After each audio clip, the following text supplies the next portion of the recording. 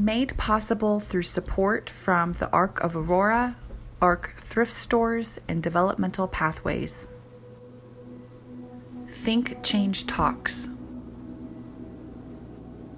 The school-to-prison pipeline refers to policies and practices that push children out of classrooms and into the juvenile criminal justice system. Students with disabilities make up 12% of the high school population, but 75% of the students restrained and 58% of the students isolated.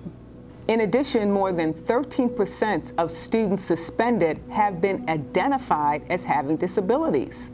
Behavior problems are identified as one of the most significant issues faced by educators, administrators, and parents. Disability and school-to-prison pipeline, a series of different perspectives.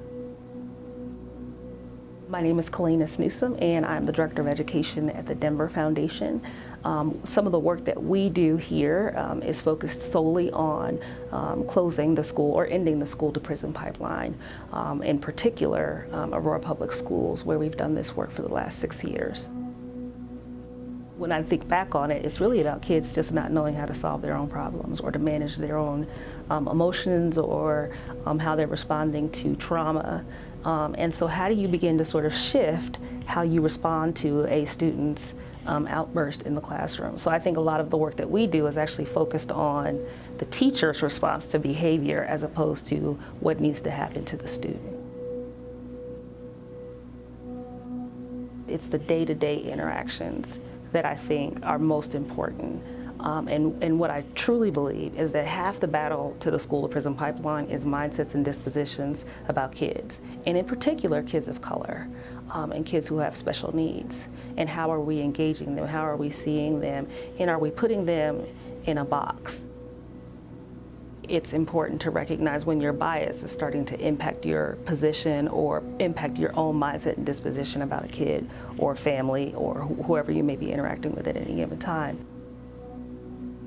If I can shift you as an educator, as a parent, as a guardian, as a police officer, if I can shift your mind about this kid or about kids in general, then I think we've won half the battle.